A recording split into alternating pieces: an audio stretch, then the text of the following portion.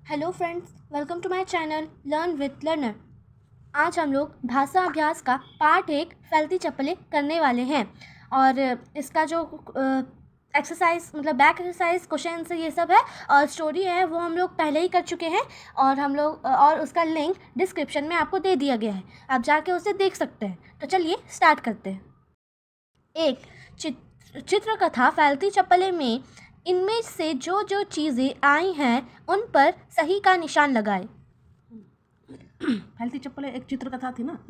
चित्रकथा मतलब चित्र को दिखा दिखा के स्टोरी को समझाया गया था। हाँ। तो उसमें कौन कौन सी चीजें आई है? क्या उसमें चूड़ी आई थी? नहीं। पटरी आई थी? हाँ। तवा? उसी से तो वो देखा था कि पटरी का वो फैलेगा, वो बताया था। हाँ। तवा जिससे वो ताप रहा था। चप्पल जिसमें वो चप्पल को डाल दिया था। हाँ, चप्पल ताप रहा था। चप्पल तपा रहा था। हाँ। और चप्पल ये दादी माँ को सुपंदी ने ला दिया था। कपड़ा शर्ट मीन्स ये तो नहीं था। पैसे था क्योंकि दादी माँ ने उसे चप्पल लाने के लिए यही पैसे दिए थे। नीचे दिए गए शब्दों को बोल बोल कर पढ़िए। जोड़ी, बढ़िया, बड़ी, छोड़, बड़ा। देखो ये क्या है? ये ड़ है, ड़। और इसको पढ़ेंगे ढ। दोनों एक ही जैसा साउंड हल्का हल्का लगेगा, है ना? उसमें डिफरेंट करना है, खुद से थोड़ा प्रैक्टिस करके। ये पढ़ेगा ड़ और ये और इसमें ढ। जैसे ये किससे आया है? ट ठ में होता है ना, ट ठ ड ढ न। तो यही दोनों को लिया गया है ना? यही दोनों को लिया गया है। इसके नीचे यहाँ बिंदु दे देने से ये ड़ हो जाता है और ये ढ हो जाता है। ठीक है। 3 नीचे दिए गए चित्रों के वे नाम लिखिए जिनमें ड़ या ढ आया हो। सीढ़ी, इसमें सीढ़ी, पेड़, बुढ़िया, कढ़ाई, पढ़ाई, जड़। पढ़ाई में यहाँ बिंदु होगा नीचे। देखो यहाँ पे सीढ़ी है ना, थोड़ा सा सीढ़ी। हाँ। और यहाँ पे पेड़ जो यहाँ नीचे एक बिंदु दिया हुआ है ना? हाँ। तो क्या डिफरेंस है दोनों में? जब कोई भी अगर हम शुरू करते हैं ना, जैसे कि शुरू करते हैं डमरू, है ना? हाँ। तो शुरू जब करेंगे ना, हाँ। या फिर करेंगे ढोल, हाँ। तो जहाँ से फर्स्ट में इसमें नहीं लगता है बिंदु, ठीक है? हाँ। लेकिन अगर ये बाद में आए या बीच में आए तो उसमें लगता है। हाँ, तो इसमें लगता है। जनरली शुरू में तो नहीं लगता है ना? हाँ। शुरू वाले में नहीं लगता है, बीच में आए तो लगता है। हाँ। जैसे कढ़ाई, पढ़ाई, जड़। हाँ, तो इसको पढ़ेंगे ड़ और इसको ढ। हाँ। ठीक है। और बीच में आए तो उसमें बिंदु जैसे यहाँ पे बुढ़िया भी होगा। लेकिन शुरू में आए तो उसमें नहीं लगेंगे, है ना? हाँ। और ढ वाले 3 शब्द लिखिए। ड़ वाले शब्द सड़क, पेड़, साड़ी। ड़ वाले शब्द बुढ़िया नहीं, बढ़ई, पढ़ाई, बूढ़ा। किन्हीं 2 चीज़ों के नाम लिखिए जिन्हें हम जोड़े 2 में पहनते हैं। जूते, मोजे। नीचे दिए गए वाक्यों में से मोटे काले शब्द को नीचे लिखिए। सुपंडी, मुझे प्लास्टिक की चप्पलों की एक नई जोड़ी चाहिए। हो गया सत्यानाश, क्योंकि गर्म होने पर पटरियां फैल कर लंबी हो जाएगी। तो इसमें सुपंदी, पहला में सुपंदी प्लास्टिक चप्पलों, सुपंदी प्लास्टिक चप्पलों। सत्यानाश, क्योंकि पर दिए गए वाक्यों में प्लास्टिक शब्द में प हलंत मीन्स आधा प और सा हलंत मीन्स आधा सा अपने बाद वाले वर्ण के साथ मिलकर बोले जा रहे हैं। ये संयुक्त व्यंजन है। कुछ समझ में आया? नहीं। देखो, संयुक्त व्यंजन कहते हैं किसको? संयुक्त मतलब क्या होता है? मिला हुआ। संयुक्त मतलब मिला हुआ। जॉइंट होता है, जॉइंट जैसे जॉइंट फैमिली होता है ना। हाँ। संयुक्त परिवार। हाँ। तो उसी तरह से तो संयुक्त मतलब होता है जब 2 एक साथ मिले ना, तो उसको संयुक्त कहते हैं। व्यंजन किसको कहते हैं? क से लेके ज्ञ तक पूरे व्यंजन है ना? अ से लेके आ तक क्या है? आ से लेके अ तक ये स्वर है। ये स्वर है। हाँ। और ये व्यंजन है। हाँ। ठीक है। हाँ। तो ये क्या कहते हैं? जब यहाँ पे क्या है कि ये आधा प है, इसको आधा प पढ़ेंगे ना। हाँ। तो ये भी व्यंजन है कि स्वर है? ये व्यंजन है। और उसके बाद ल आ रहा है, ये क्या है? व्यंजन। दोनों व्यंजन है। हाँ। तो ये शुरू में ये आधा है और बाद में पूरा व्यंजन है कि आधा व्यंजन है? पूरा।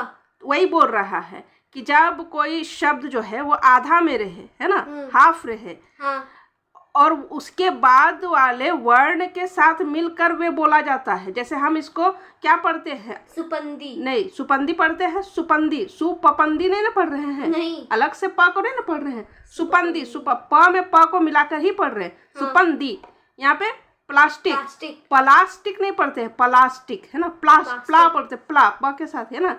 चपपल, चप्पल नहीं होगा, चप्पलो होगा। चप्पलों पढ़ते हैं, प के बाद प को मिला के पढ़ते हैं। हाँ। इसीलिए ये क्या है? संयुक्त व्यंजन है, क्योंकि ये भी व्यंजन है, हाफ व्यंजन, और ये पूर्ण व्यंजन। पूर्ण व्यंजन मतलब पूरा व्यंजन, हाँ, फुल व्यंजन, पूरा कंप्लीट है ना ये व्यंजन।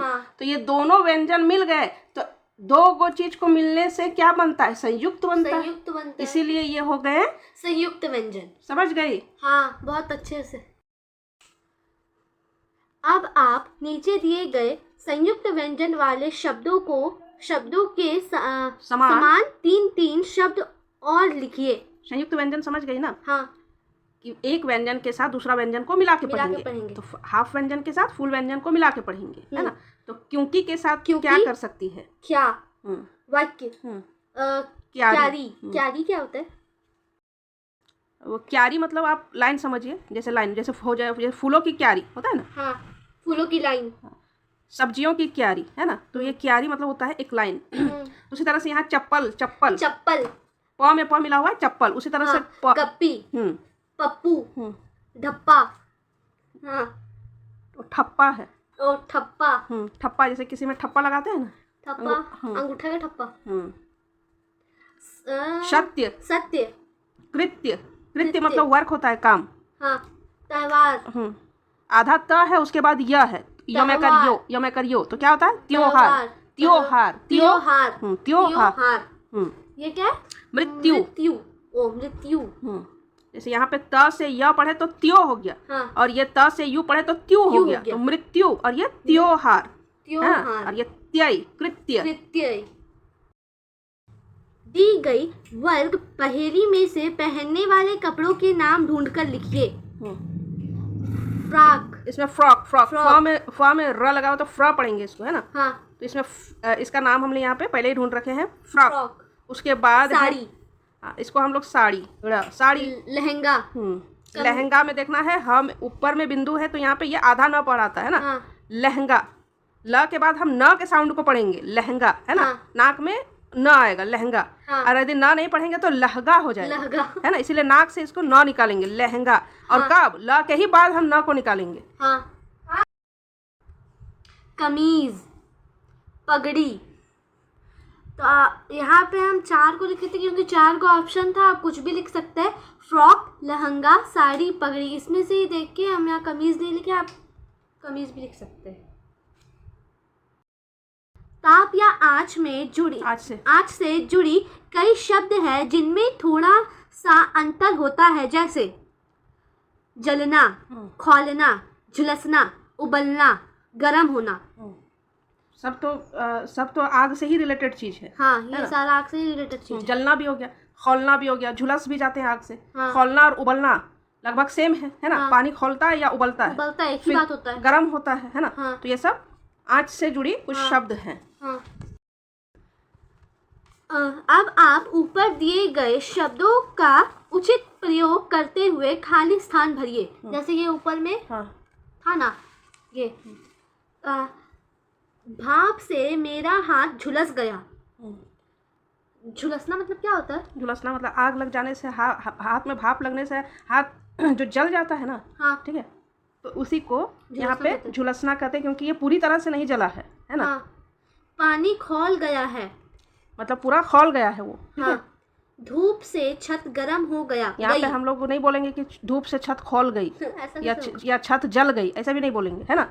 जलना और झुलसना में क्या फर्क है? झुलसना मतलब ये नहीं कि आपका जल के पूरा खत्म हो गया, ऐसा नहीं हुआ, है ना। हाँ। झुलसना मीन्स कि थोड़ा आपको भाप लगा, ठीक है। आपका हाथ थोड़ा सा भाप से क्या हो गया? झुलस गया, यानी कि वहाँ पे स्किन जो है ना थोड़ा झुलस गया है।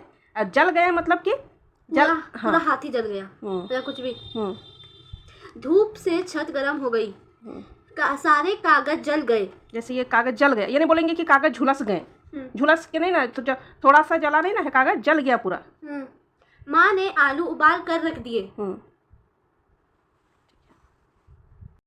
नीचे दिए गए चित्रों के आधार पर एक एक वाक्य बनाए। दादी माँ की चप्पल टूट गई। यहाँ दादी माँ की चप्पल टूट गई है। सुपंदी चप्पल खरीद रहा है। सुपंदी चप्पल खरीद रहा है।